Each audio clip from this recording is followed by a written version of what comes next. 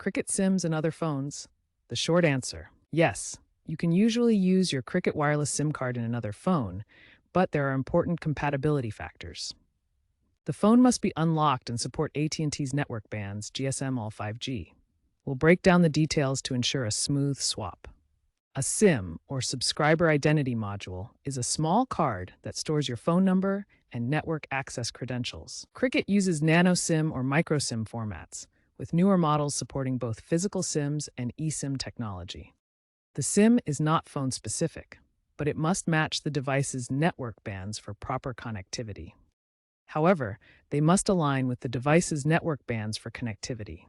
Avoid sharing SIM details to prevent fraud. Let's examine the key factors that determine if your Cricket SIM will work in another phone: network compatibility, phone type, and the activation process. Cricket uses AT&T's network infrastructure, which supports GSM, LTE, and 5G technologies. This means your phone must be compatible with AT&T's frequencies to connect properly. Specifically, your device needs to support these AT&T frequency bands for LTE and 5G connectivity. Check your phone's specifications to ensure compatibility with these bands. For optimal performance, use an unlocked smartphone. Phones locked to other carriers may not work with Cricket SIMs without unlocking first. Once the SIM is inserted, activate your service through the Cricket app, their website, or by calling customer service. The process typically takes 5 to 15 minutes. If your Cricket phone is locked, which is common for subsidized devices, you can unlock it by paying off the phone or meeting eligibility requirements like completing 12 months of service. Cricket offers free unlocks for most eligible plans. Always use official unlock services to avoid warranty issues. Once unlocked, your Cricket SIM can be used in other compatible phones.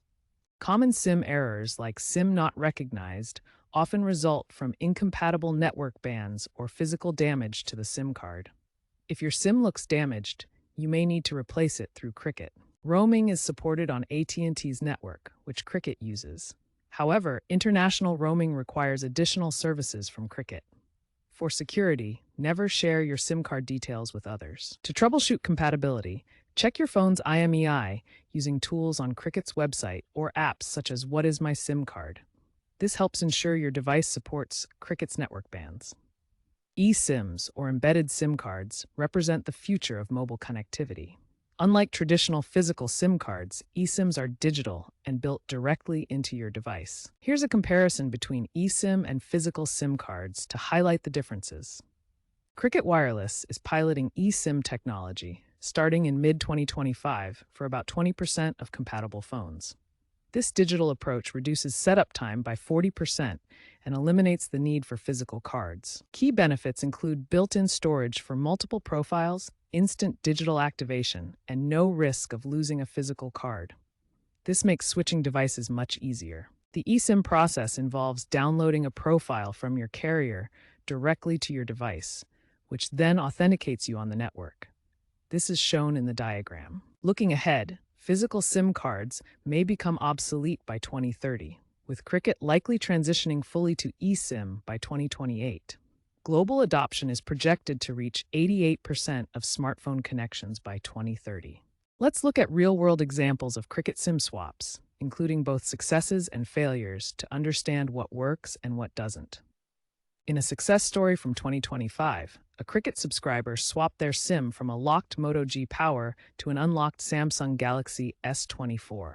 They unlocked the phone online after meeting the 6-month eligibility requirement, which Cricket provides for free.